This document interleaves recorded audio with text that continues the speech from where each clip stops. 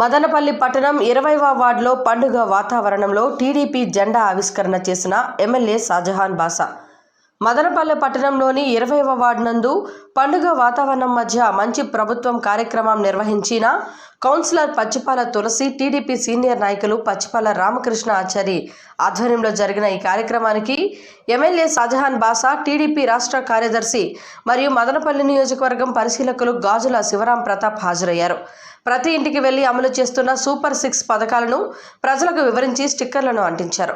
అనంతరం Tyagaraja వీధిలోని water plant వద్ద TDP జెండాను ఆవిష్కరించిన ఎమ్మెల్యే షాజహాన్ మాట్లాడుతూ, ముఖ్యమంత్రి చంద్రబాబు నాయుడు తన 100 రోజుల పాలనను అద్భుతంగా చేశారని, ఏపీలో నిర్వీర్యమైన ఆర్థిక వ్యవస్థను గాడిన పెట్టి ప్రజలకు సంక్షేమ పథకాలను అందిస్తున్నారని కొనియాడారు. ఈలోపు భారీ తుఫాను కారణంగా వరదలు సంభవిస్తే ఎంతో సమర్థవంతంగా పనిచేసి నిత్యావసర వస్తువులు, ఆర్థిక సహాయం అందజేసి అండగా నిలిచారని అన్నారు. ఈ కార్యక్రమంలో వార్డు పరిధిలోని టీడీపీ నాయకులు, కార్యకర్తలు పాల్గొన్నారు.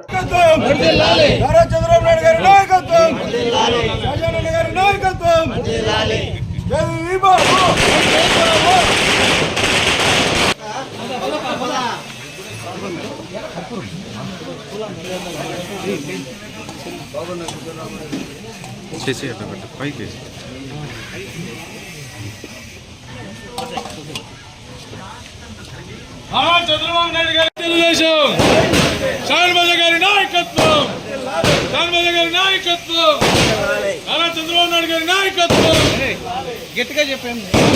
బాబు గారి ప్రభుత్వం, ఇది మంచి ప్రభుత్వం.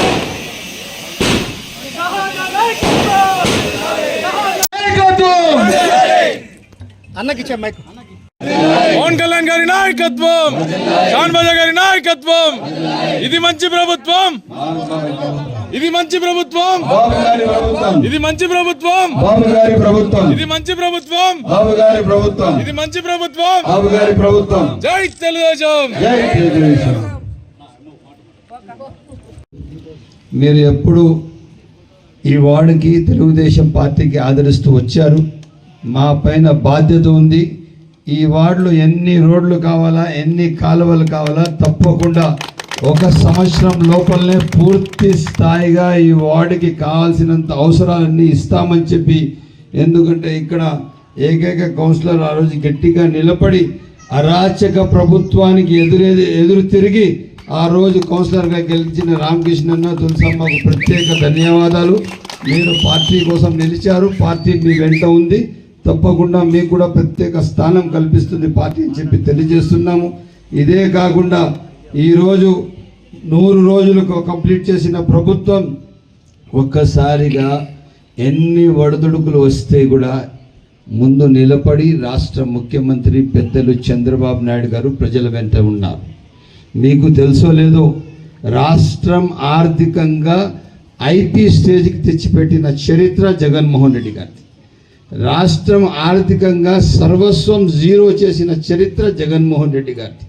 రాష్ట్రంకి నిర్వీర్యం చేసేసారు. అటువంటి రాష్ట్రానికి గాడిలో తీసుకురావడానికి 100 రోజులు పట్టింది. ఈ మధ్యలో ఒక పెద్ద తుఫాన్ వచ్చింది. ఆ తుఫాన్ని కూడా ఎదుర్కొని, తుఫానికి ధీటుగా నిలిచిన మనిషి ఎవరన్నా రాష్ట్రంలో కాదు ప్రపంచంలో ఎవరన్నా ఉన్నారంటే అది ఒక్క మనిషి, పెద్దలు చంద్రబాబు నాయుడు. ఎక్కడ కూడా వెనకాడకుండా నేను ఉన్నాను, నా రాష్ట్ర ప్రజలకు నేను కాపాడుకుంటాను. విజయవాడకు ఒక్కసారి ఉప్పెన వచ్చింది. ఈ ఉప్పెన నా ముందర, నా ఆలోచన ముందర, నా కార్యాచరణ ముందర ఇది పెద్ద లెక్క లేదు. నేను ప్రజల వెంట ఉన్నాను, దైవభక్తి మాతో ఉంది, దేవుడు మాకు సహకరిస్తున్నాడని చెప్పి ఒక ఆలోచనతో ముందుకు నడిచారు.